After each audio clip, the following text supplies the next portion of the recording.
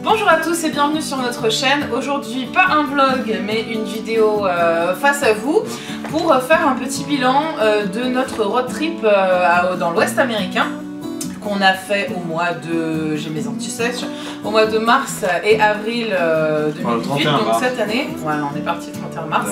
Enfin, on a failli pas partir, mais ça voilà, on rentrera dans les détails après. Donc en fait on a pensé, c'est la première fois qu'on fait une vidéo comme ça, on a pensé vous faire un petit bilan avec nos conseils et vous expliquer un petit peu combien on a dépensé, quel a été le budget, dans quel hôtel ou pas on est allé, et puis vous apporter quelques petits conseils pour faire un road trip, là en l'occurrence en Californie, voilà. Mais donner des petites idées, voilà, d'endroits, même si je pense, j'espère que ça vous aura donné des idées déjà les vlogs. Non, et puis si vous avez cliqué sur cette vidéo aussi, c'est que ça vous intéressait d'avoir des conseils. On est parti du principe qu'aujourd'hui, grâce au tarif des billets d'avion, il y avait de plus en plus de voyages qui étaient faits, donc de plus en plus de road trips. Et avec les nouveaux road trips qui se présentent, des nouvelles façons de voyager aussi. Donc voilà. Donc je pense qu'on va organiser cette vidéo en plusieurs points. Donc premièrement, je pense qu'on va parler de tout ce qui est logistique, l'organisation. Donc pourquoi est-ce qu'on décide d'aller là, etc. Après on va parler, je pense, plus du budget et en dernier on va parler des trucs et astuces qu'on peut avoir à vous donner pour ce genre de voyage. Donc, si c'est clair, voilà. Donc, pour ceux qui ne nous connaissent pas, en fait, puisque c'est la première fois qu'on fait une vidéo comme ça, en vous parlant, voilà, face to face, moi je m'appelle Neva, et voici Ben. On habite à Aix-en-Provence depuis 3 ans, et on est passionné de voyage, on utilise tout notre temps pour, toutes nos vacances pour voyager. Donc, voilà. Générique.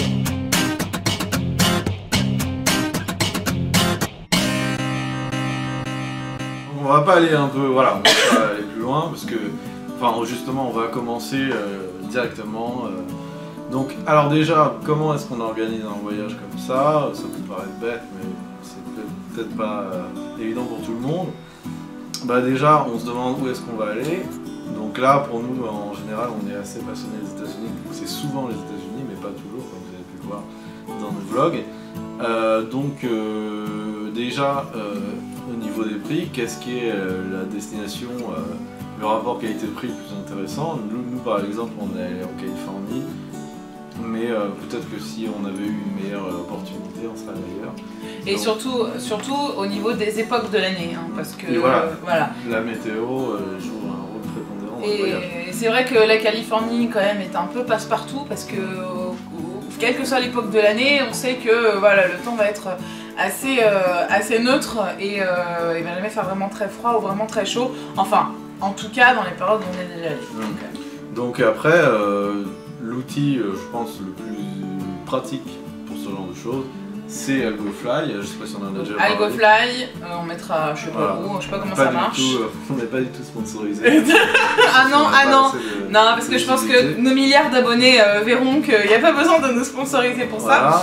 Et donc c'est ça, c'est la partie de Ben en général.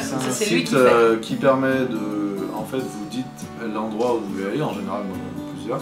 La date à laquelle vous voulez aller, et il lance une alerte dès qu'un prix paraît bon. Et on reçoit des alertes par mail. Il fait un graphique, en gros, genre un lundi, il était à 500 €, mardi 600, etc. Donc ça permet de voir l'évolution du prix. On sait, bah, si ça commence à baisser, bah, on attend un peu. Après, c'est toujours un peu de la loterie. Hein. On peut vouloir attendre qu'il baisse et là il va monter. Enfin, c'est jamais une science exacte, mais c'est quand même très utile pour avoir les bons prix et des avions. Alors si je peux préciser juste un truc, nous on voyage toujours 100% par nous-mêmes, c'est-à-dire qu'on prend jamais de combiné vol, hôtel, location de voiture, tout ça. On fait vraiment par nous-mêmes. On adore organiser les voyages, donc on passe pas par les agences de voyage ou rien du tout, et en général on s'y prend des mois et des mois et des mois à l'avance. On passe notre temps à comparer les prix, voilà, c'est une vraie passion. Je sais que tout le monde n'aime pas ça, il y a plein de personnes qui préfèrent découvrir les choses et avoir tout un package clé en main, et voilà, enfin nous voilà, dans pas longtemps on va expérimenter ce genre de voyage, donc mais voilà, on fait tout de A à Z. Alors c'est-à-dire que Ben le fait aussi beaucoup, c'est-à-dire qu'il se renseigne beaucoup, il va sur YouTube notamment pour voir des vlogs, il se renseigne sur les lieux, et c'est pas qu'il a moins de surprises, mais au final il sait exactement comment vont se dérouler les journées, donc d'ailleurs voilà, enfin c'est la suite, on va vous expliquer comment on organise nos journées, mais c'est vrai qu'on laisse peu de place à l'improvisation. Voilà, nous on est comme ça. On a tendance à être un peu plus léger maintenant sur l'organisation et se dire voilà, on a ça, ça et ça à faire, pas forcément ou le lundi, ou le mardi, ou le mercredi, mais c'est vrai que c'est quand même dommage de repartir des endroits et de pas avoir vu les choses principales dites touristiques, mais c'est vrai que quand on connaît pas un endroit, bah, c'est comme ça. C'est comme ça qu'on commence. Mais c'est vrai que voilà, juste pour préciser, on y passe énormément de temps. On passe par des sites qu'on va vous dire après, qui demandent énormément de recherche, énormément de temps, énormément de suivi. Donc c'est vraiment une passion à part entière. On a pris le parti d'essayer de voyager pour un minimum d'euros, tout en étant dans des endroits et surtout pour passer des nuits dans des hôtels assez confortables. On n'est pas du tout tente, on n'est pas du tout dortoir mixte, multiple plutôt. Voilà, c'est pas du tout notre truc. Nous, c'est un lit. Voilà, c'est pas du tout camping ou truc comme ça. Donc, on essaye de voyager un maximum dans l'année et on essaye d'économiser sur tous les plans tout en restant assez raisonnable. Voilà. Donc, ouais. Alors, c'est vrai que voilà. Oui, bon, AlgoFly, bon, voilà, je pense que vous avez compris à peu près comment ça marche. Ça c'est la première étape. C'est très utile, voilà, pour trouver les... Voilà. Après moi, ce que je conseille, mais après c'est... Enfin chacun voit les choses comme il veut. Moi je sais qu'il y a des gens qui préfèrent moins préparer pour être surpris et tout. Moi je préfère plus préparer, voire voilà, préparer trop de choses pour être sûr que voilà, dans la journée on aura plein de choses à faire. Et au pire, il y a des choses qu'on fera pas, mais ça sera pour une autre fois. Voilà. Moi, je préfère faire comme ça. Et au final, c'est lui qui est le moins... Enfin, c'est moi qui suis la plus surprise des deux, finalement, parce que je veux essayer d'en savoir le minimum, et des fois, je découvre des choses, et il me dit « Bah non, mais t'avais pas regardé les vlogs ?» Je dis « Non, mais bon, vu que je m'appuie vachement sur lui, en fait, pour que, finalement, il me prépare... » En fait, j'ai tous les avantages finalement, c'est-à-dire qu'on paye pas d'agence de voyage, on ne paye pas de tiers pour aller en vacances et finalement je suis quand même surprise de mon voyage. Mais bon, pour l'instant, c'est ce qu'on a trouvé de mieux comme rythme. Voilà. Mais alors, du coup, moi ce que je vous conseille aussi, donc on est toujours dans la logistique, donc préparer son voyage, c'est déjà de préparer avant de savoir où est-ce... Enfin, on sait où on va, mais avant de savoir dans le road trip exactement où est-ce qu'on va s'arrêter, moi je pense que c'est mieux déjà de se dire combien de temps on part.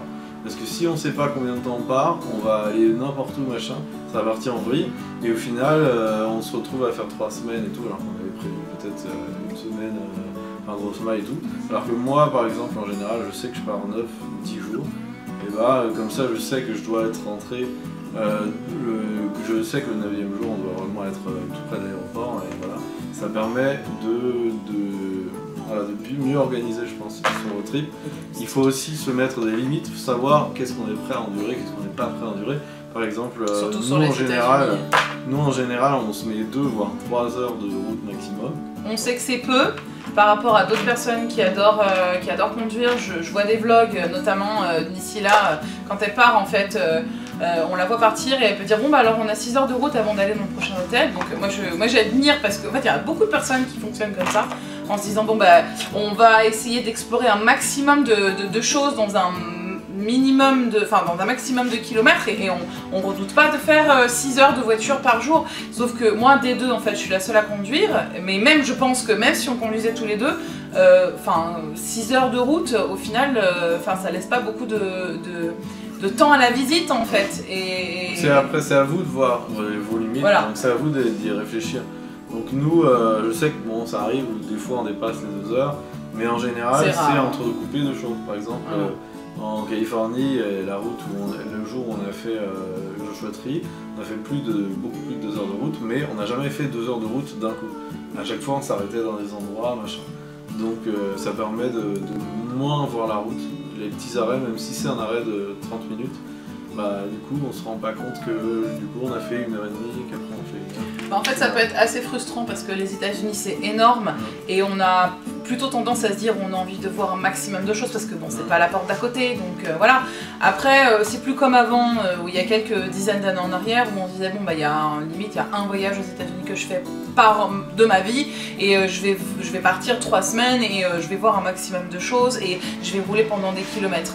Et en fait, il faut juste partir du constat que c'est énorme, qu'on n'arrivera jamais à tout faire, et en fait, cette espèce de se reposer la conscience en se disant de toute façon, j'arriverai pas à tout faire en même temps, autant que quand je sois là-bas, on profite un maximum. Si j'ai pas vu, c'est le cas pour Los Angeles, bah on repartira un autre moment. Voilà, on peut aujourd'hui voyager, enfin on va vous en parler après, mais beaucoup plus financièrement parlant en fait, en dépensant pas trop. Voilà. Aujourd'hui, il y a des compagnies low cost qui se sont développées, voilà, avec ses avantages et ses inconvénients, mais voilà, qui permettent de pouvoir partir et pouvoir partir plusieurs fois en fait. Je voulais juste revenir en fait sur le rythme quand tu disais de partir savoir combien de temps on part. Faut savoir que nous on n'a pas d'enfants, donc on privilégie exclusivement presque les périodes hors vacances scolaires. C'est-à-dire qu'on essaye toujours de partir, nous on part de Marseille-Provence, donc ce qui va limiter beaucoup plus les départs en fait, puisque Marseille, les aéroports qui sont desservis aux États-Unis de Marseille sont assez rares, enfin ça on y reviendra, mais on privilégie vraiment de partir hors vacances scolaires et surtout essayer de caler le plus de jours fériés possible. Je pense notamment à mai, là quand on était en Russie, on avait quoi, on a réussi à caler 2 jours fériés. En général, on essaye de caler le maximum de jours fériés, voilà, pour essayer de partir toujours. On est vraiment à l'affût du maximum de temps, mais en prenant un minimum de jours en fait au travail. On travaille tous les deux, et pour pas en fait après ne plus avoir de congés. Enfin bon, on a ce problème-là cette année, mais voilà. Donc c'est ce que je voulais préciser. Ouais, et donc c'est ce que je disais. Ah oui, donc voilà, je pense que c'est important de faire comme ça, et après voilà, faut savoir vos limites. C'est-à-dire que si vous aimez pas, je sais pas moi, la proximité, vous n'avez pas réservé une auberge de jeunesse, ça sert à rien de se dire ah oui mais c'est pas grave, ça va aller. Si vous savez que vous n'aimez pas, vous savez que ça va pas aller, ça va vous gâcher votre voyage. Donc autant payer un peu plus cher, ou alors payer moins cher carrément et aller camper machin. Mais voilà, si vous savez que vous allez pas, que ça va être chiant, enfin c'est des vacances, c'est pas censé être un truc chiant. Donc moi il faut savoir ses limites et les savoir avant, dans l'idéal, de voyager. Ce qui amène parfaitement à la transition de savoir par quels moyens vous allez dormir là-bas. C'est-à-dire qu'il y a des milliers de façons, il y a la location de van, la location de caravane, il y a le camping, il y a l'hôtel, il y a les dortoirs, il y a le Airbnb, il y a l'échange de maison, il y a le couchsurfing, il y a énormément de possibilités pour voyager. Et comme disait Ben, en fait tout dépend, voilà, si vous êtes jeune, si vous êtes célibataire, si vous êtes en couple, si vous avez des enfants, enfin tout change. Je pense qu'avec l'âge on devient un peu plus exigeant maintenant, on veut un bon lit quand même, un petit peu comme des papilles, surtout quand on conduit et quand on visite, on aime bien se reposer, et moi j'aime bien le calme. Donc bien checker, nous en fait la première chose qu'on fait c'est acheter les billets d'avion tout de suite. C'est-à-dire qu'on a un peu tendance des fois à partir dans tous les sens en se disant alors la Californie c'est bien mais on pourrait aller, ah bah tiens là les prix sont pas mal, parce que le problème d'AlgoFly entre guillemets c'est qu'il te donne plein en fait de solutions en disant bah, Los Angeles ça coûte tant, Las Vegas ça coûte tant, New York ça coûte tant, mince c'est vrai que ça se vaut, qu'est-ce qu'on fait? Donc le plus simple c'est, parce que l'organisation qui vient après est assez compliquée, donc booker tout de suite l'avion. Une fois qu'on a l'avion, en fait c'est le départ, c'est le commencement en fait de tout le reste en fait, et de là on lance toutes les recherches possibles.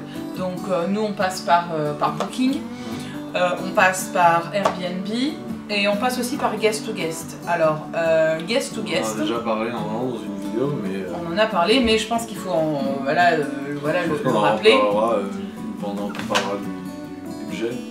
Ouais, mais le principe en gros c'est un échange de maison, c'est-à-dire qu'on va chez quelqu'un, il n'y a aucune transaction d'argent. C'est-à-dire qu'il y a plein de sites d'échange de maison qui existent depuis quelques années, mais c'est je vais chez toi, donc toi tu viens chez moi. En fait, Guest to Guest ne fonctionne pas comme ça, c'est-à-dire qu'on s'inscrit, on a un nombre de points en fait à l'inscription. On vous mettra notre lien en barre d'infos de parrainage, donc qui offre des points en plus, enfin je sais plus trop quoi. Et en fait on a un nombre de points, et grâce à ces points là on va pouvoir aller chez des maisons, dans des maisons, chez les gens en fait. Et les gens ne sont pas là, voilà, c'est ça aussi qui diffère un petit peu. C'est comme si Airbnb vous preniez un logement vide, entier. Donc en fait on va en fait chez la personne, on s'arrange, on s'envoie des mails pour aller récupérer les clés, voilà. Et les nuits en fait coûtent des points. Donc par rapport au nombre de points, et ben on sait combien de nuits on va pouvoir aller chez l'un, chez l'autre. Nous c'est ce qu'on a utilisé pour notre trip en Californie là récemment. Pas pour tout, parce que c'est un site en fait qui est pas très vieux. Donc en fait il y a de plus en plus de maisons, mais voilà, il n'y en a pas partout. Donc là où on n'a pas pu trouver, ben, on est allé dans des hôtels grâce à Booking, et là où on a pu trouver, des fois on n'a pas de réponse aussi, les gens ne donnent pas forcément des réponses. Il y a un système de certification pour faire certifier l'adresse, donc pour bien s'assurer que la personne est fiable, et évidemment toujours fonctionner par les commentaires, enfin ça c'est la base, hein. Même Airbnb ou les hôtels, c'est la base, les commentaires des gens c'est la base. Voilà. Il faut en lire plusieurs. Parce que des fois, oui, parce que... un mec énervé, il peut dire n'importe quoi, ou un mec super content, il peut voilà, oublier deux, trois défauts. Donc faire son avis sur plusieurs avis, du coup. Mais alors oui, c'est vrai que Guest to Guest, faut faire attention parce que c'est pas accessible partout. Par exemple, nous à Laughlin, dans Nevada, qui était en plein désert, on n'a pas trouvé. On a dû prendre un hôtel, mais heureusement les hôtels étaient pas chers. Donc voilà, après... on a déclenché les hôtels. Donc. Ouais. Bon, après, moi je pense que c'est bien de parler de Laughlin, du coup dans la partie organisation, parce que ça me permet de passer un autre point d'organisation, c'est qu'en général quand vous allez par exemple en Californie, vous savez, il y a des choses, vous savez que vous allez les faire. Alors, nous on est allé à Los Angeles, on savait qu'on allait faire Los Angeles, c'est logique. On savait qu'on allait faire Las Vegas, on savait qu'on allait faire San Diego, parce que voilà, on connaît les villes, voilà, parce que à tout le monde connaît. Donc on savait qu'on allait aller à ces points-là. Donc du coup, par exemple, entre Los Angeles et Las Vegas, il y a tant de kilomètres. Entre Las Vegas et San Diego, il y a tant de kilomètres. Donc du coup, vous savez que vous allez faire tel jour. Mais du coup, l'avantage, enfin tout le problème va être de trouver qu'est-ce qu'on va faire entre ces deux destinations. Entre Los Angeles et Las Vegas, ou entre Las Vegas et San Diego. Donc, là, après, il y a des personnes qui font Los Angeles, Las Vegas d'un coup. Hein. D'un coup, 4 heures. 4 heures, ouais, c'est pas non plus. Voilà. Sachant que nous, notre trajet de 2 heures, c'est pourtant en 4 heures. Oui, voilà, parce que en fait, voilà, quelquefois, on se fait avoir. On peut pas toujours tout préparer, mais ce que je veux dire, c'est qu'en gros, il y a des choses que vous ne saurez pas, et donc il va falloir travailler. Et c'est là où tout est le problème, il va falloir chercher. Alors qu'est-ce qu'on peut trouver? Regardez sur Google Maps, regardez le forum de hôtels, etc. Les gens des fois vont vous dire ah bah vous allez là, c'est vachement bien, il y a des trucs. On peut avoir des surprises des fois. C'est là qu'on a trouvé Laughlin qui était très mignon, machin. C'est là qu'on connaissait déjà, mais c'est là qu'on a eu l'idée d'aller à Palm Springs, c'est là qu'on a eu l'idée d'aller à Joshua Tree, etc. Donc des fois, par contre, malgré chercher, vous trouvez rien. Par exemple, nous de Los Angeles à Las Vegas, on n'a rien trouvé de vraiment important qui valait la peine de s'arrêter. Il y a des trucs, hein, mais ça ne nous intéressait pas forcément. Donc nous, ce qu'on a fait, c'est qu'on est parti de Los Angeles tard. On est arrivé à mi-chemin, on s'est arrêté dans un hôtel et le lendemain matin, on est parti. Comme ça vous permet de faire 4 heures de route, mais sans vraiment être obligé de trouver une halte et quelque chose à faire. Nous, on s'est arrêté à Barstow, c'était en plein milieu. Il n'y avait pas grand chose à faire, mais c'est pas ce qu'on cherchait. De toute façon, on cherchait juste un endroit pour dormir. Et le matin, on est parti, on était frais, on est arrivé à Las Vegas, il était quoi, 10h, et puis on a eu toute la journée.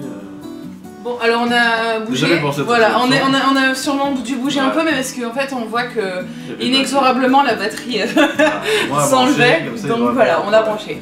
Alors là, attends, on a parlé...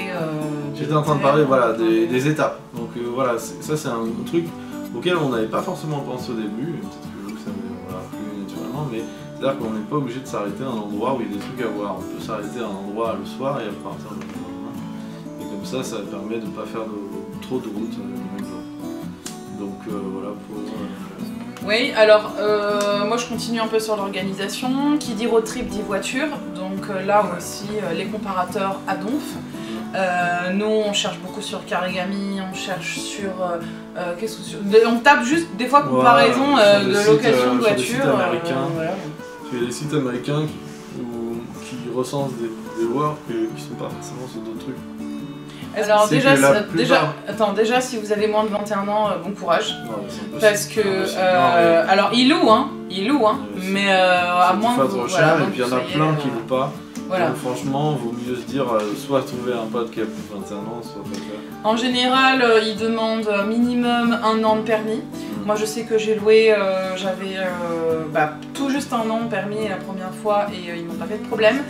Alors c'était en Espagne, ouais c'est vrai qu'aux États-Unis c'est... Bon là on va plutôt se focaliser sur les États-Unis mais ils m'ont pas posé de problème. Alors il y a aussi peut-être une question d'âge, c'est-à-dire que moi j'ai eu mon permis très tard. Donc quand j'avais ma première année de permis, j'avais 32. Donc du 32 ou 31. Bref, en tout cas j'avais plus de 30 ans, donc forcément je pense qu'à partir d'un certain âge, ils regardent plus quoi. Mais bon après... faut avoir un an de permis, ça c'est sûr. Voilà, faut avoir un an de permis, ça c'est sûr et certain. Dans certains états, ils demandent même 2 ou 3 ans de permis, donc ça dépend. Je crois que la Floride elle est un peu à part à ce niveau-là. Voilà, il faut bien se renseigner sur les états. Internet c'est vraiment une mine d'or pour ça et on a plein de solutions en fait sur internet. Et il y a la carte de crédit qui va faire. Alors, j'y viens. C'est très important. En fait, déjà ce qu'il faut savoir c'est que les locations de voitures ça coûte vraiment rien du tout. C'est pas du tout là où vous allez avoir le plus d'argent qui va partir. Ni dans la location de voiture, ni dans l'essence, parce qu'évidemment un gallon c'est... 3 $. Non, c'est pas non, ouais, c'est 3 $. Des fois même 2 $. Voilà, ça pour un gallon. Un gallon c'est 3 litres 50. C'est vraiment pas là le budget. Alors après on peut se faire aussi avoir des fois en se disant bah on en profite pour louer une plus grosse voiture. Bon qui dit plus grosse voiture dit plus grosse consommation parce que voilà elle consomme plus. Mais voilà, c'est pas vraiment là où il y aura le plus d'argent dépensé. Qu'est-ce que tu voulais ajouter pour la carte de crédit. Ah oui, pour la carte de crédit. Très compliqué. Donc à cause de la France. Ils ne louent à personne, aucun loueur, enfin ça va être très dur à trouver. Oui, de plus en plus. Aux États-Unis, ne loue des voitures si tu payes avec une carte de débit. Il faut savoir que nous on a que 80% des gens en France ont une carte de débit, sans le savoir d'ailleurs. C'est en gros. Vous regarderez sur votre carte bleue. Il faut qu'il y ait marqué crédit dessus. Donc en gros, c'est soit une carte à débit différé, je sais qu'il y en a qui l'utilisent, soit une carte avec option crédit, parce que c'était mon cas. J'ai une carte avec l'option crédit, c'est-à-dire que je peux prendre des trucs à crédit comme ça, puis après je le rembourse, etc. Donc là, quand il y a marqué crédit dessus, eux ça les rassure. Voilà, quand il y a marqué crédit dessus, vous pouvez louer. Et s'il n'y a pas marqué crédit, ils vont vous vendre une assurance supplémentaire à 200 $. Et c'est là où ça peut commencer, voilà, c'est là où ça peut commencer à chiffrer. C'est hyper cher. Voilà. Donc il faut faire attention. Le mieux, enfin nous on est deux et on a pris une carte de crédit exprès pour les voyages parce que sinon. C'est surtout moi en fait parce que. De louer une voiture. C'est surtout pour moi en fait parce que évidemment ils vous demandent le permis. Et le permis, il faut qu'il y ait exactement le même nom sur le permis sur la carte bleue. Ce qui moi me pose problème parce qu'on s'est marié récemment, j'ai pas changé encore mes papiers d'identité, blabla. Donc j'ai encore mon nom de jeune fille sur mon permis. J'ai une carte de crédit où tout au début la banque avait pas compris, m'a mis mon nom de femme, donc ils ont pas compris en fait les deux. Ils se sont dit c'est pas. Et en fait ils cherchent pas, si vous voulez, ils cherchent pas à comprendre. Ils ne cherchent pas forcément à arranger, enfin en tout cas dans les lois où on a été, c'est comme ça. C'est-à-dire que si c'est le même nom, c'est le même nom, si c'est pas le même nom, c'est pas le même nom, et on aura beau... Par contre, alors la petite assurance, ah bah si vous prenez la petite assurance à 200-300 $, là vous êtes assuré sur tout, donc on en a à faire, hein, carte de débit, carte de crédit... Il ne faut pas confondre assurance et assistance, parce que des fois ils vous demandent... Ouais, une assistance, est-ce que vous pouvez prendre l'assistance avec la barrière de la langue et tout? Il ne faut pas confondre parce que l'assistance, enfin, ça ne sert pas à grand chose et au final, ça, ils te vendent ça 9-10 $ par jour, ça revient à 100 $ et ça ne sert à rien. Donc il faut vraiment faire attention, vraiment écouter, surtout si vous ne parlez pas très bien anglais, il faut vraiment écouter avec attention ce qu'il dit et voilà, dans le but, en général, quand vous louez sur un site, et bah, vous voyez déjà l'assurance que vous achetez, donc le mieux c'est de directement sur le site quand vous vous inscrivez, vous dites je veux cette assurance, Comme ça, quand vous êtes chez lui, vous refusez tout ce qu'il vous propose parce que de toute façon, ça n'aura servi à rien puisque ce que vous liez comme assurance, vous l'avez déjà pris. Alors, 2 solutions pour ça. Tout d'abord, se renseigner sur les garanties que propose votre carte Visa. En général, Visa propose des bonnes garanties. Alors si vous avez Visa premier ou Visa encore après, nous je sais qu'on a Visa premier, donc bon, et en l'occurrence c'est lui qui l'a, donc finalement voilà, c'est encore assez particulier. Moi je l'ai pas, donc bref. Mais sur les visas, en général, allez sur internet, lisez les garanties de la Visa et en général on est assuré pour pas mal de choses et pour des taux vraiment intéressants. On a tendance à omettre ça et à pas vraiment se focaliser sur les garanties de la Visa, mais en général elles couvrent quand même 80% des choses. Deuxième chose, moi je fonctionne beaucoup avec l'application Fluo. Alors Fluo c'est une application gratuite qui, je vous mettrai le logo quelque part, qui existe sur Android et sur Apple, enfin c'est quoi le nom? C'est Apple. Apple Store, ouais. Sur iOS. Voilà, et en fait c'est une application dans laquelle en fait on rentre pas du tout ses coordonnées bancaires, on va juste rentrer Visa ou Mastercard ou voilà, et la date d'expiration. Et en fait, par rapport à ça, ils vont vous dire, voilà, il y a des onglets très pratiques. Si vous voulez louer une voiture, tac, vous voulez louer une voiture aux États-Unis, tac. Donc, voici les garanties que votre carte a déjà par rapport en fait au type de carte et à la date d'expiration. Donc, voici les garanties que vous avez déjà. Voici les garanties que vous devriez demander. Je pense peut-être au vol brise-glace en général. Et vous avez été suivi. Et voici surtout les garanties que vous n'avez pas besoin de prendre puisque vous avez déjà les garanties dans votre carte bleue en fait. Donc c'est hyper intéressant, ça marche pour toutes les cartes, ça marche, nous on a vu ça pour louer une voiture, on a vu ça pour partir au ski, on a vu ça pour aller dans des hôtels, pour les billets d'avion parce que quelquefois les garanties qu'il y a sur les visas garantissent beaucoup de choses pour les billets d'avion. Notamment l'annulation, l'annulation, les bagages, voilà. Bon. Bien sûr avec plein d'astérix, donc bien les lire, mais je sais que c'est une application là, qui m'a rendu pas mal de service pour voir au moins me dire non mais attends, là il me propose cette assurance là alors qu'au final j'ai une garantie avec ma carte et là je l'ai noir sur blanc. Et ce qui est très intéressant aussi c'est qu'ils vous disent là par contre vous devriez la demander parce que vous n'êtes pas du tout assuré. Voilà. Donc ça, cette application là elle est bien. Pareil, les loueurs de voitures, nous en général on fonctionne, en général on fonctionne pas beaucoup avec un seul comparateur. Hein. On va aller sur Garigami, on va tout de suite, ou même taper juste comparaison de location de voiture. On a loué pas mal de voitures, on a à chaque fois, je crois, jamais loué dans la même enseigne. Voilà, on marche beaucoup par tarif, évidemment, c'est la première chose. Tarif et la voiture, tout ça. Alors moi j'ai un permis automatique, de voiture automatique en fait, donc aux États-Unis ça me pose aucun problème, mais évidemment c'est la première chose que je vois si je vais voyager en Espagne, si je veux voyager, voilà. Il y a ça, je voulais juste rajouter un truc au niveau de la location de voiture. Ah oui, il y a peut-être juste avec Booking, où vraiment on fait vraiment confiance à Booking, surtout qu'on est client Genius. Enfin, à mon avis, on arrive très très vite avec client Genius chez eux, voilà. Mais on a quelquefois des réductions. En fait, ce que nous on choisit, voilà, c'est là où je voulais en venir, c'est que quand on prend chez Booking, en général, c'est qu'on n'est pas trop sûr. C'est-à-dire que on va peut-être aller dans cet hôtel-là, bon, très certainement, mais on se laisse quand même une marge de manœuvre en se disant et au dernier moment, s'il pleut, on peut faire ci, ou alors bon, on peut louer aussi peut-être 2 hôtels à la fois dans 2 destinations. Avec annulation gratuite. Et en fait, on fonctionne toujours sur annulation gratuite, payer plus tard. Et ça, c'est une garantie, c'est une option absolument géniale pour les personnes qui sont en train de planifier un road trip parce que en fait, le road trip va se dessiner de plus en plus. On aura déjà l'arrivée et le retour d'avion et après, là, ça va commencer à se dessiner. On va commencer à aller sur Google Maps, là on pourrait s'arrêter ici, on pourrait s'arrêter là, ah, on va aller voir combien coûte cet hôtel, ou alors pas du tout, finalement c'était une mauvaise idée, comme Palm Springs par exemple, c'était une très mauvaise idée de vouloir réserver un hôtel, quelle que soit l'époque. Je sais pas moi, se dire bah on n'a peut-être pas aussi les finances maintenant, aussi peut-être. On aimerait bien pouvoir avoir une sûreté parce que c'est quand même, voilà, c'est une réservation d'hôtel, et au cas où, voilà, ça augmentera pas. Etc. C'est Booking, ça fonctionne comme ça, c'est par rapport au moment où vous avez réservé en fait votre hôtel, même si vous ne le payez pas, le prix est garanti. Donc évidemment, aux États-Unis, il y a les taxes aussi en plus, et quelquefois il y a d'autres taxes.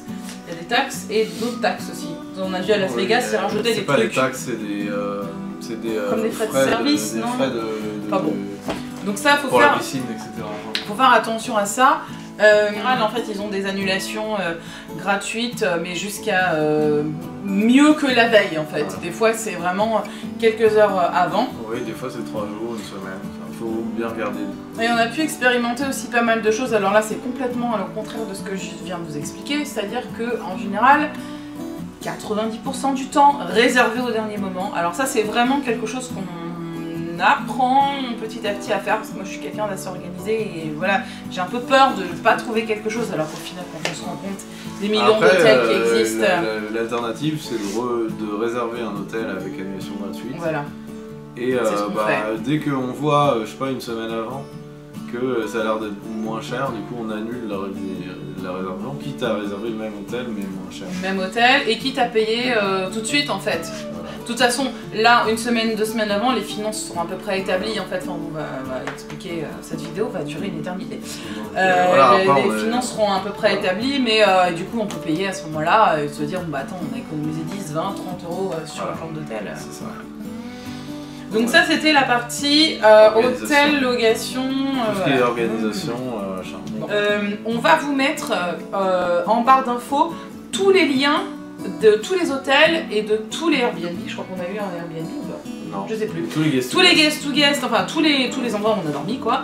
On vous les met en barre d'infos pour que vous voyez un petit peu le budget qu'on a pu... Enfin là on va en venir au budget, mais un peu la catégorie d'hôtels dans lequel on va en fait en général. Voilà.